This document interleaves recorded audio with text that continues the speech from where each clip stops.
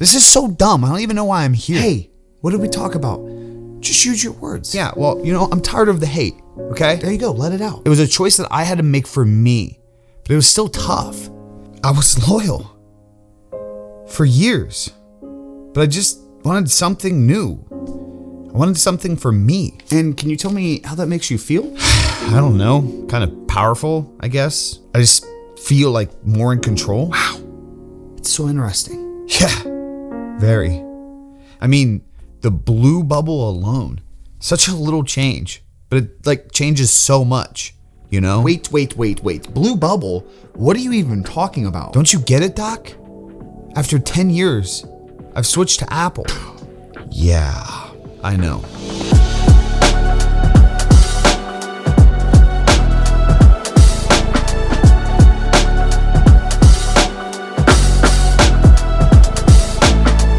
So, triggering video today, I'm sure for some. The debate between like Apple and Android continues, or PC versus Mac. It's tough. And me being somebody who's spent years being specifically PC and Android, I'm not helping the matter, that's for sure. And I think that's like the first thing to point out today is I'm not a fanboy. I'm not a super like loyalist to brands.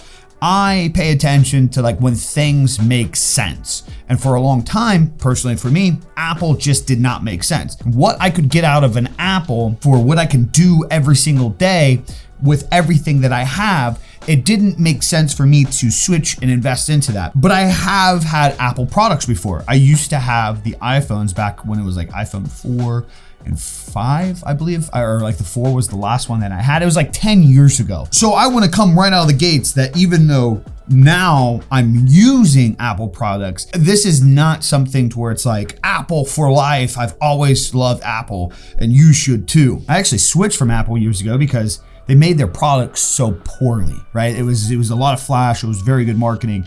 But at the end of the day, like you drop those things 7 inches onto like a foam pad and they break. They would shatter the screen. So needless to say that I have not been Team Apple for some time. And throughout the years, they've improved the quality and build of their products, and they've made more durable, reliable, and better tech that went into them. But on the flip side, so is Android and PC. So there's just literally been no reason for me to switch throughout all these years. With what options I had with PC and Android, I was content until that new M1 Max MacBook Pro came out. If you want to blame anything, don't be mad at me, Android users, be mad at that. No. Why does the fridge turn on every time I go to record the video? Anyway, still to this day, I stand by Android. I think this whole debate that Apple is better than Android, it's just silly. It really comes down to preference. These things are insane. Like what an iPhone or a Galaxy S21 Ultra can do in 2022 is incredible. So huge respect from me towards the Android PC world. I still got my gaming PC over there, and I still have not sold my S20 Ultra because I utilize it in different ways for me. But I figured I would go into detail or bring up the conversation on why somebody like me, who for a decade now has been PC and Android, made the full switch to, it's everything. I got an Apple Nike watch. I got the AirPods Pro, testing these out in comparison to the Galaxy Buds, iPhone 13 Pro, the MacBook M1 Max. What would make me want to switch to everything? Now, first and foremost, to be completely transparent, I was kind of conned into getting the iPhone 13 Pro. Some of you have already heard this story, but when I first got my MacBook Pro,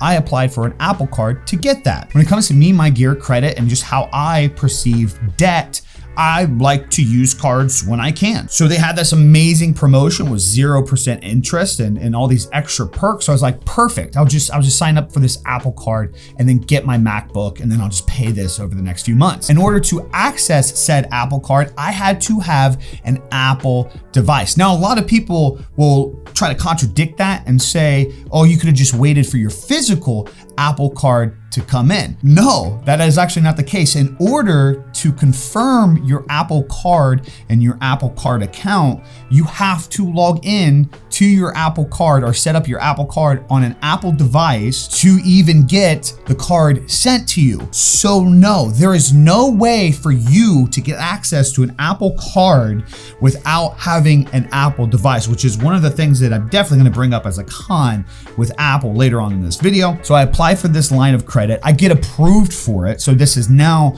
credit on my history, but I have no access to it unless I get an Apple product, and I want to use it anyways to get an Apple product. So I was like, okay, well, it's holiday season. Let me try out the iPhone 13 Pro. And then that's where things start kind of sucking me in a little bit. When I started looking into the iPhone 13 Pro, I didn't realize how much feature and quality they give you out of a phone with it not being the big bulky model. For example, the iPhone 13 Pro compared to the iPhone 13 Pro Max is very minuscule. Like there's not too many differences between the two other than the size. But if I wanted to get a Galaxy S21 Plus versus a Ultra, it's quite a bit of tech difference on top of the size. So in order to get as much tech as I could out of this, I had to get this big bulky phone. Just look at the comparison size between the two. I'm over it. I'm over the big phone. I hate big phones. I don't want this giant tablet in my pocket. I genuinely like the size of the iPhone 13 Pro, and I love the features that I get with this. A little less battery life compared to the Max and a couple other minor things, but at the end of the day, it performs and does everything else the same. So then of course it threw me into a rabbit hole because I had the Galaxy Watch 3 before, but it didn't integrate well with Apple, so I had to test the watch. And then there's a promotion going on with these AirPods Pro, so I was like, okay, I'll test these out too. I will say that these are the things that are probably a little bit more overhyped. Again, we'll talk about that here in a second, but I was immediately drawn more into this Apple ecosystem. I liked the high tech with the small phone. I liked the way that this phone and the MacBook integrate with each other, like all the alerts and everything. I like to take my fitness tracking and health serious, and I love how they're integrated on top of like reminders and notes and calendars. Everything is just ran through one place. Now, of course, I could do that with my Android and PC and whatnot, but there's so many different brands and apps and devices that you have to download and install things to connect everything. And I loved with Apple how fluent it was. It was just like, I log in my account and it's all there. It all interacts in one place. So in reality, that's what's made me stay. I guess the best way to explain it with Apple, for me being somebody who is like Android and PC for so many years, it's like I have just one device now. Even though I have a watch, a phone, a MacBook, they do a really good job at integrating the idea of your account just being this one place. Even though I'm using multiple devices to do my day by day, it's like, it's just all one. And then it's just different tech that separates what time of the day or how I'm using that one device, AKA my account. I really do like it, but on the flip side in itself, that is also a con. I love the freedom that I get with my Android. There are certain things that I can just do on my Android phone or PC computers that just give me open room to screw around. But then again, that does become uncluttered for somebody like me who just is like go, go, go all the time. But in itself, those are some of the cons about Apple. They're almost so integrated that you are restricted and it's too strict. Everything is really connected to one account. If you have multiple accounts, for somebody like me, I do have like old accounts from years ago, and like I had things that I got from back then and subscriptions from then, and it's like hard to integrate those said things. I have other emails and connections through sites and whatnot, and just like adapting those things into this Apple environment that they do give me. It's almost like Apple doesn't want those things to happen. They don't want you to use other accounts or other things that were created on Android or PC products. They want you fully immersed in the Apple world. It's very hard to explain, but anybody who has made the transition knows what I'm talking about. Maybe you guys could put it more elaborately in the comments down below. But Apple almost gives you this culty feel. And if you're not doing things the Apple way, you're a betrayer. You're going against the grain. I'm somebody who loves to go against the grain, obviously. And another con, to be fairly honest, like I said, some of their products are just flat out overrated. They have the Apple branding and Apple marketing, and the tech in comparison to what you can get from other brands, it's just not there. They do cool things like the AirPod Pros, for example. It's a sleek sleek little thing. Everywhere you go, you see people with AirPods in. It's like the common like bougie thing or the culty thing. Like everybody wants you to know that they have AirPods. But at the end of the day, if you compare these AirPods to the fraction of a cost Galaxy Buds, the Galaxy Buds sound better, last longer, have better sealing. They hold inside your ear more. Now, some people are not into those tips, so that's why they do like their AirPods. So I completely understand that. But I do got to give credit where it's due. I love that that little platform comes out with the AirPods, and that's how you do the touching and controls of everything. One thing with like Galaxy Buds and other little earbuds like that, where the outside is the touch sensor, is if you do go to adjust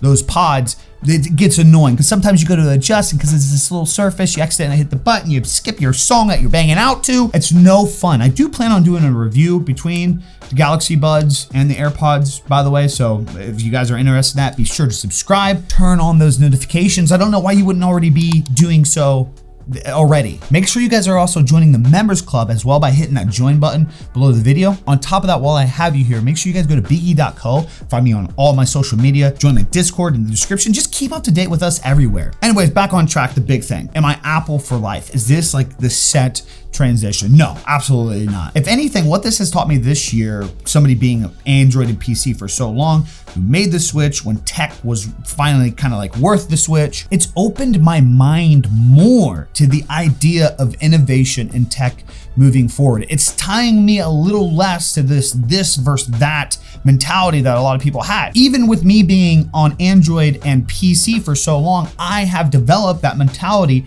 just naturally. I was just kind of like anti-Apple. Like I got almost like a gritty feeling anytime I seen them come out with an update because I'm just like, heck those guys. And I don't know where that came from because I'm not that type of person. If something is worth the purchase over something else, I'm going to get that. This year, the M1 Max MacBook Pro, for the price and everything that I got out of this one device, was clearly worth it for me and my day-to-day use or need of a computer of that magnitude. By the way, make sure you go check out the video that I did months back, testing the difference between that and my dual PC gaming setup. The rendering time actually performed better on the M1 Max MacBook Pro. And that's what I need for myself. I need a traveling beast of a machine that can get the job done. And making that investment into the tech versus a brand thing, it introduced me into this ecosystem that I was not aware of at the time because I spent so many years living this like other life. I truly believe that there is a way for things to coexist. If I didn't have to get this phone, if I would have just paid cash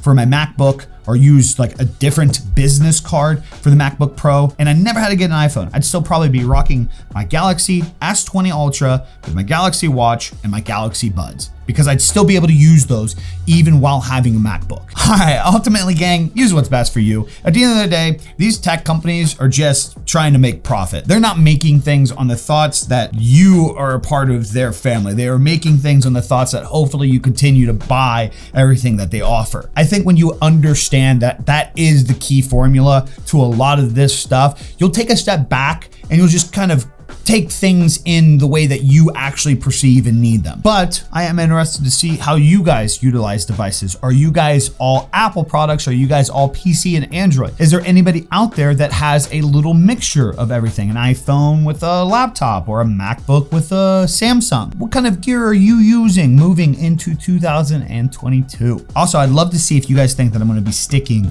with Apple moving forward. Like, how long do you think I'll last? I know we're about due for a new Samsung phone, and that's making me a little nervous, to be honest. All right, like, comment, subscribe, turn on those notifications. That's all I got for you guys today. I'm out. Peace. Deuces.